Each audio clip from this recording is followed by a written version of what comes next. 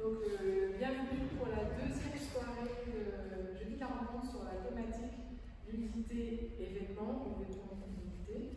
Donc, c'est avec Corinna Courbet-Galland, qui est professeure amérique du Nouveau Testament à l'Institut protestant de théologie jusqu'en 2013, en fait, et qui est bibliste, qui a été rédactrice dans Foi et Vie, dans L'Irédire, qui a eu plusieurs missions auprès de la SEVA, enseignant auprès des églises en Afrique, et qui a été animatrice biblique dans différentes paroisses au niveau central et au niveau réformé. Et donc, il a fait sa thèse sur l'évangile de Marc, le Dieu du jeune homme nu, sous la direction de Jean Zondstein. Voilà, nous sommes vraiment très heureux de cette deuxième soirée. La première soirée a été sur l'évangile de Marc. Et j'avais été très sensible au fait que j'avais dit pour rentrer dans un texte biblique, il faut rentrer par la petite porte et pas par les grandes allées profondes. Et je nous souhaite de suivre Corinna dans cette deuxième texte, rentrer par la porte dans laquelle tu conduiras à travers Paul. Merci pour cet accueil. Alors, je vais intituler mon intervention à travers un cri de l'apôtre Paul, pourvu que nous ne soyons pas trouvés nus, dans 2 Corinthiens 5, verset 3. On verra qu'il y a un problème de traduction, un problème de texte, mais j'ai repris cette traduction-là, pourvu que nous ne soyons pas trouvés nus. Alors, pour introduire aux pages très denses, à la fois lumineuse et douloureuse de la deuxième épître de Paul aux Corinthiens, qui insère ce cri presque à nu, j'aimerais faire d'abord un détour, partir d'un petit fragment de la deuxième épître à Timothée, chapitre 4. Cette courte lettre met en scène l'apôtre Paul prêt à larguer les amarres politiques, par une image qui est maritime. Elle s'esquisse en une fin d'épître qui envisage une fin de vie. À travers la figure de l'apôtre, l'auteur qui parle veut donner sens au service de tous ceux qui prendront la relève. Paul se tourne alors vers son disciple le plus proche, celui que l'épître légitime, Timothée, et en 4 impératifs qui reflète son propre parcours, il construit comme un socle pour le ministère à venir, articulant action et passion. Toi, sois sobre en toutes choses, supporte la souffrance, œuvre à l'annonce de la bonne nouvelle, accomplis ton service. Puis après le toi vient le moi. L'apôtre porte alors sur lui-même un dernier regard.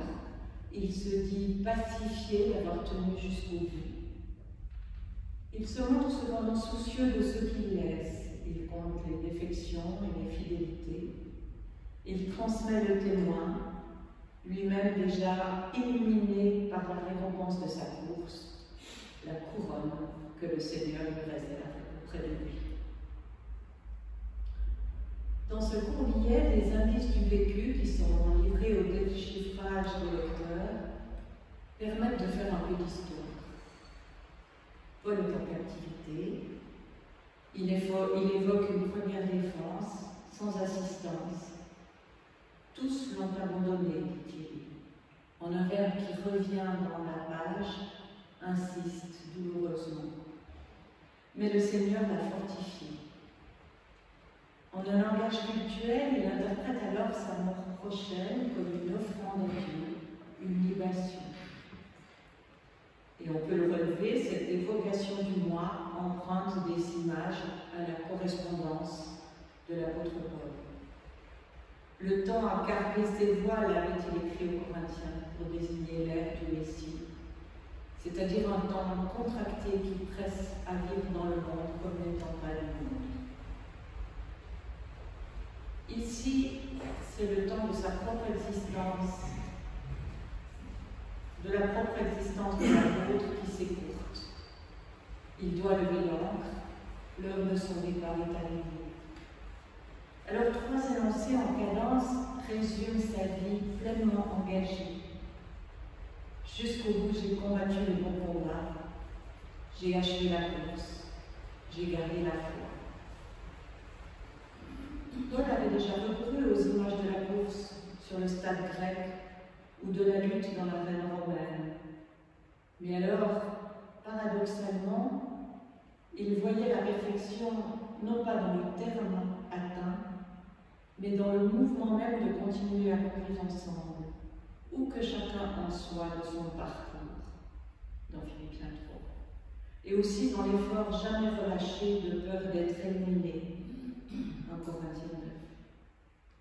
Ici, tout semble accompli.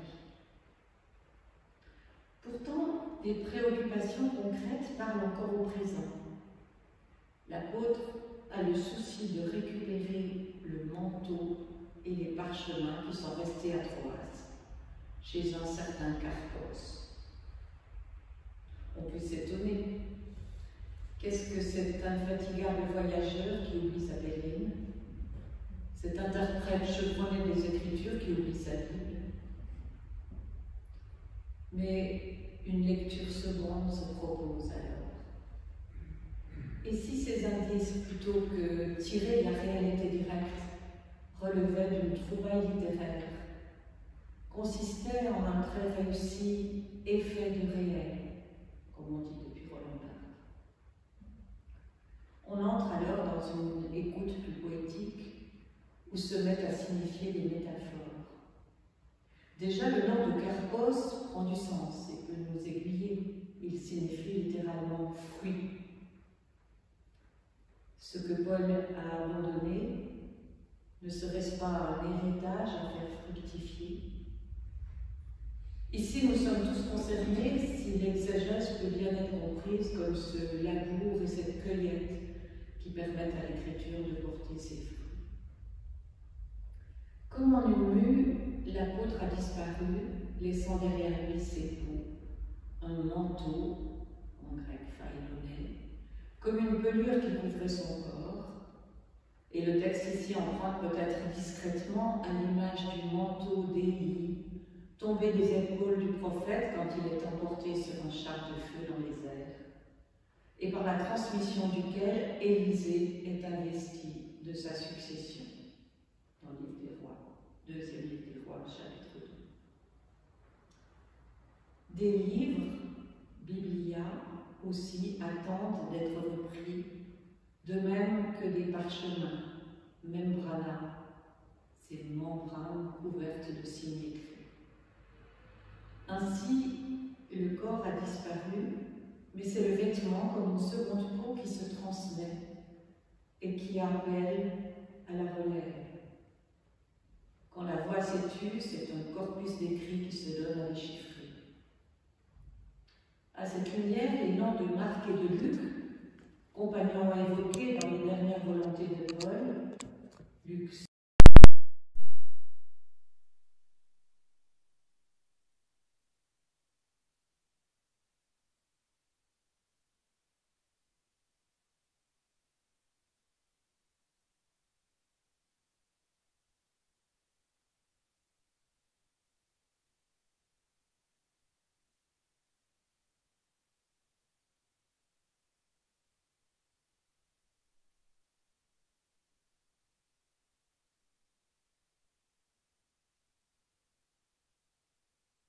était plus profonde que l'exactitude historique. Les successeurs de Paul font mémoire des paroles de l'apôtre comme d'un testament où se scelle pour eux d'abord, puis pour quiconque lit ces textes, la possibilité de rester fidèle, alors même que le temps dure, que le monde évolue, que les transmissions se multiplient. Ne peut-on entendre en effet la répétition de l'abandon dans ce fragment de lettre, avec les figures du manteau abandonné, des parchemins, mais aussi des personnes, jusqu'au douloureux « tous m'ont abandonné » quand l'apôtre évoque sa défense au tribunal. comme un écho au cri de Jésus en croix qui lui-même cite le psaume 22. « Mon Dieu, pourquoi m'as-tu abandonné ?» Le Paul qui parle ici emprunte d'ailleurs aussi à ce psaume les allusions à la gueule du lion dont il a été délivré et à la force dont le Seigneur l'a revêtu, enfin à la proclamation auprès de toutes les nations.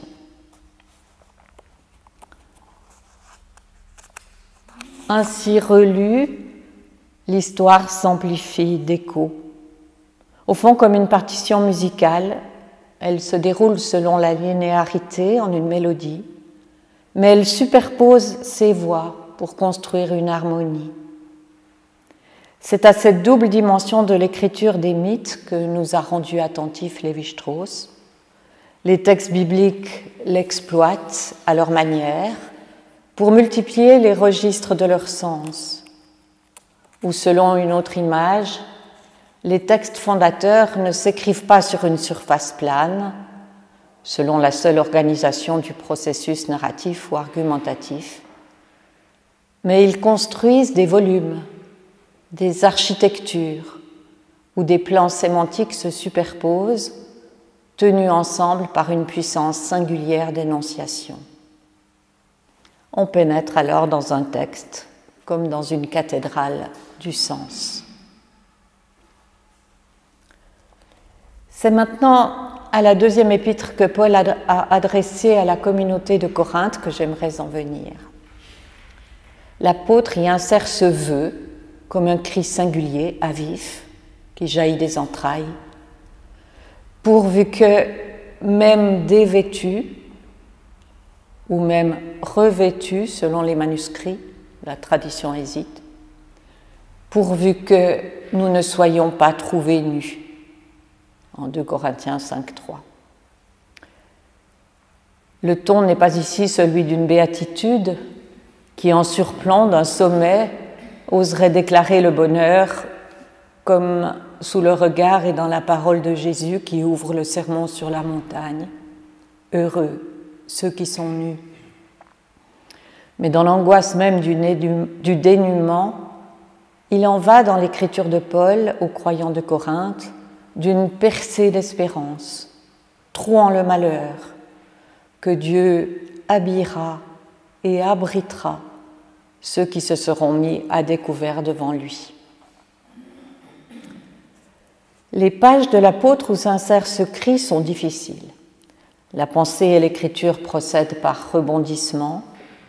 Une tension soutient l'expression où les images, les métaphores se percutent. Le ton peut devenir douloureux. Ce sont les relations entre humains et avec Dieu, la vie et la mort, tout l'Évangile qui sont mis en jeu. Paul, d'ailleurs, ne répond jamais à une question circonstancielle des communautés qu'il a fondées et qu'il accompagne à distance de ses épîtres, sans rompre dans son écriture l'argumentation par une trouée. Brusquement, il plonge aux racines, saisit l'Évangile dans sa radicalité et insère un fragment tel quel, brut, dans le cours de sa réflexion. Ainsi, ces lettres gardent-elles en tension vive, comme en un déséquilibre vital, tout l'effort de traduction du message évangélique pour le quotidien des communautés, et en même temps un éclat d'origine resté pur, qui y brille comme un cristal. L'apôtre s'est engagé en effet à traduire la bonne nouvelle d'un prophète galiléen, annonciateur du règne de Dieu, pour des communautés qui se mettent à prendre corps dans les cités du monde gréco-romain. Il s'y dépense sans compter l'effort, mais il ne résorbe pas pour autant dans l'histoire qui se met à durer l'irruption en Christ du temps de Dieu. Il la signale dans la trame de son écriture par des « mais maintenant » en grec, nunidé, et des « et voici » kai idou, qui rappellent toujours à vif que la linéarité du temps est brisée, que l'accompli en Christ a fait brèche. On trouve alors dans les épîtres de l'apôtre, me semble-t-il, moins des réponses achevées aux questions qu'il empoigne avec fougue, les siennes ou celles de ses interlocuteurs, que le travail même qui s'expose d'une interprétation en train de se faire. Il en va toujours, non sans douleur sans doute, d'un accouchement de la pensée et de l'écriture.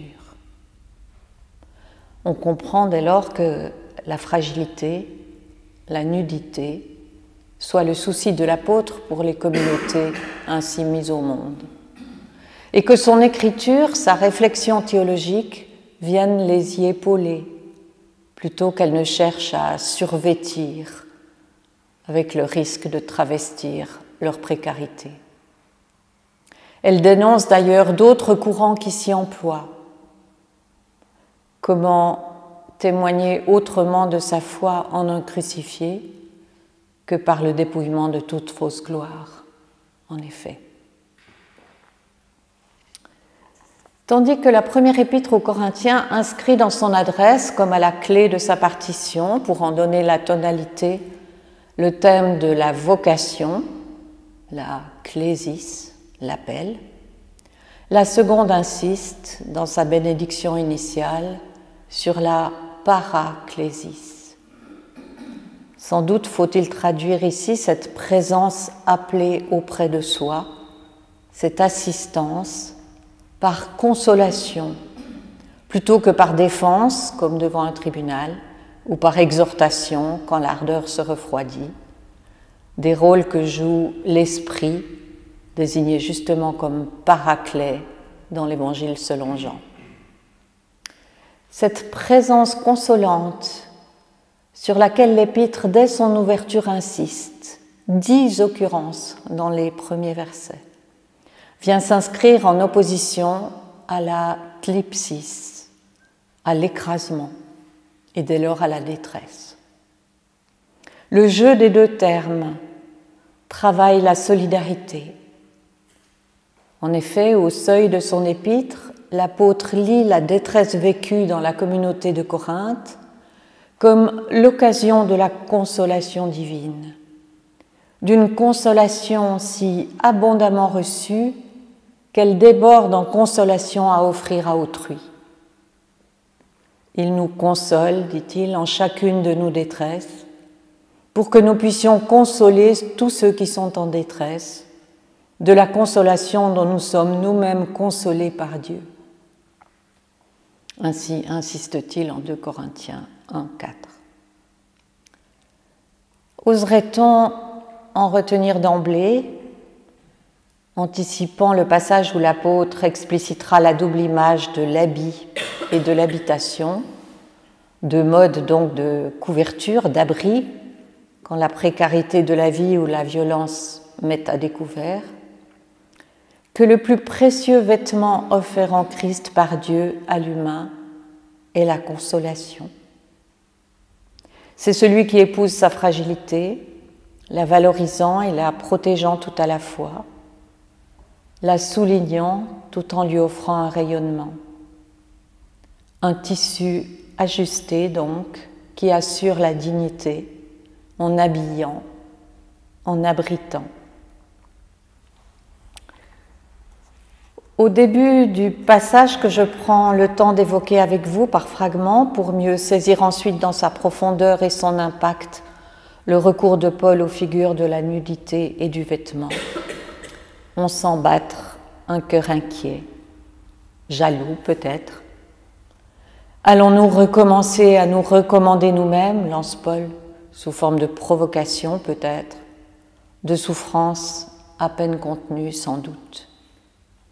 D'autres apôtres qu'avec ironie il nommera plus loin super apôtres appuient en effet leur autorité sur des lettres de recommandation pour être accrédités auprès de la communauté ou pour qu'à son tour cette communauté les accrédite auprès d'autres groupes. Paul, lui, semble en manque de reconnaissance. Va-t-il piétiner, s'épuiser dans l'impasse de l'autojustification? Un cri du cœur plutôt, où l'amour s'engouffre, fait brèche. Il ne le réprime pas, ne se protège plus, il se jette à l'eau, à nu, lâche à tous en communauté et en prime à ceux qui le critiquent. Notre lettre de recommandation, c'est vous. Sur ce rivage où l'apôtre s'abandonne, opposé à la réplique et du coup à la montée de la violence, c'est aussi la course à l'excellence qui vient s'échouer, la lame de la perfection se briser. Les questions de Paul, rhétoriques, allons-nous recommencer à nous recommander nous-mêmes, dissimulent à peine un « ça suffit ». L'authenticité d'un ministère ne s'auréole pas de garantie. Elle dépend fragile de la seule réponse que sont, à la venue d'un envoyé de Dieu, à sa prédication de l'Évangile, la naissance, puis la maturité féconde d'une communauté. Du coup, l'apôtre implique totalement les croyants. En se livrant à eux, il les lie à lui. Hors de leur réceptivité, en effet, quel sens aurait sa parole? Comme hors de la foi, quel sens aurait la croix? Notre lettre de recommandation, c'est vous, leur lâche-t-il. Un peu comme Barbara a chanté à son public, enfin venue au rendez-vous, ma plus belle histoire d'amour, c'est vous.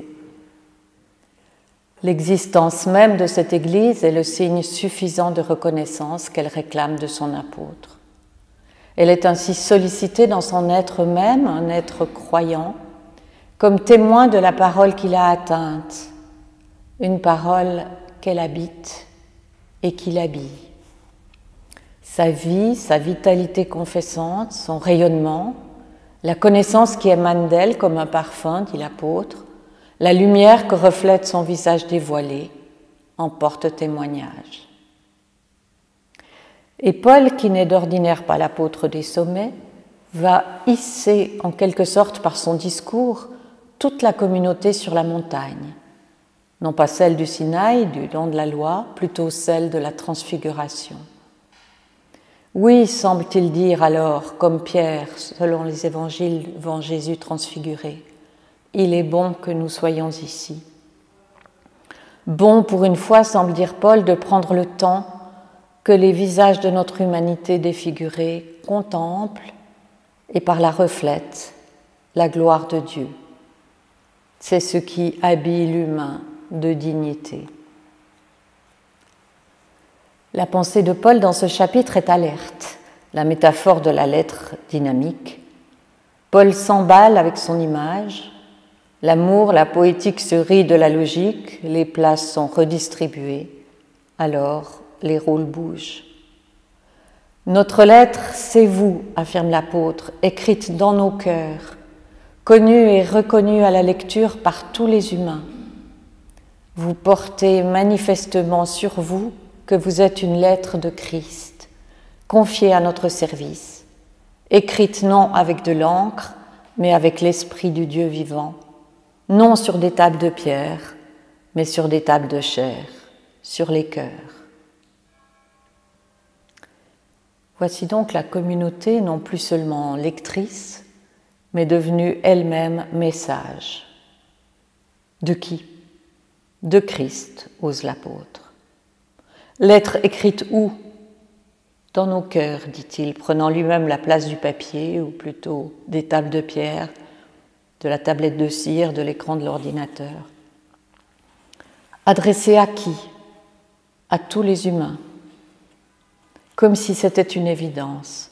Comme si, dans ce retour à la source, dans cette remontée à la montagne où Dieu parle en première personne, celle du Sinaï ou plutôt désormais en Christ, celle de la transfiguration, les barrages étaient emportés, les lettres mortes balayées, comme si le Christ lui-même modelait à son image les visages et se donnait à déchiffrer dans les cœurs. Se laisser donc écrire soi-même, non avec de l'encre, mais au souffle du Dieu vivant. Non dans la fixité de la pierre, mais dans la sensibilité de l'intelligence, dans la tendresse de la chair, en plein cœur. Comme Jérémie le prophète l'a dit pour l'Alliance en la déclarant dès lors nouvelle, sans médiation, écrite à même la chair. Peut-être faut-il s'être laissé d'abord écrire soi-même pour pouvoir apprendre à lire, pour dépasser la lettre, la loi. Paul, en effet, lâche une nouvelle vérité. La lettre tue, mais l'esprit vivifie. D'où parle-t-il donc pour être aussi violent? Pour déclarer non seulement ancienne l'alliance, mais qualifier de ministère de mort, de ministère de la condamnation, le service de la loi. Du lieu de sa conversion, sans doute. Sans penser ce point de vue, le lieu où s'est révélé à lui le visage du crucifié, et paradoxalement en ce visage la gloire de Dieu, comment entendre un passage si radical?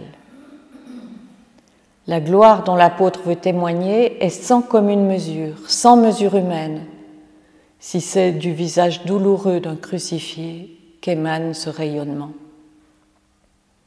On comprend que face à cette gloire-là, le passé soit dépassé et qu'il soit possible d'affirmer ce qui a été glorifié n'a pas été glorifié.